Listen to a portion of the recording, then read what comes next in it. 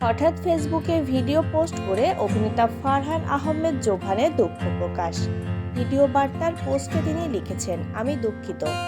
Video বার্তায় তিনি জানান, সম্প্রতি একটি অনুষ্ঠানে অংশ নেন, সেখানে ব্যক্তিগত কিছু বোঝাপড়া নিয়ে ভুল তথ্য দিয়েছেন।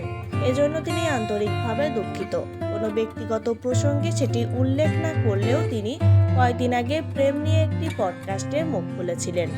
ভিডিও বার্তায় জোভান দুঃখ প্রকাশ করে বলেন, রিসেন্টলি একটি সাক্ষাৎকারে আমি কিছু ভুল কথা বলেছি, যে কারণে আমি আজ সবার সামনে বলতে চাই যে কথাগুলো আমি বলেছি সেটি মন থেকে আসেনি। এই কথাগুলো স্ক্রিপ্টেড ছিল, এগুলো সাজানো ছিল।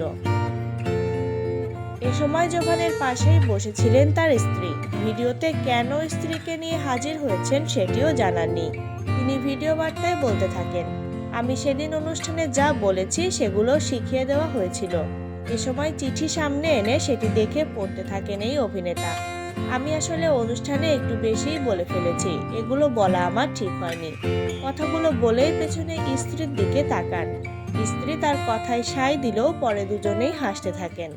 তারপর জোভান আবার বলতে থাকেন, দুঃখিত, আমার অতটা বলা ঠিক হয়নি, বেশি বলায় আমি অনুতপ্ত, খুবই লজ্জিত সমাজ ও বউয়ের কাছে। আমি আশা করি আমার বউ আমাকে ক্ষমা সুন্দর দৃষ্টিতে দেখবে। এরপরে মজা করে ফারহান স্ত্রীর দিকে তাকিয়ে বলেন, আর তো কিছু বলার নেই, সবই বলেছি। জোভানের মুখে এই কথা শুনে হাসতে থাকেন তার স্ত্রী।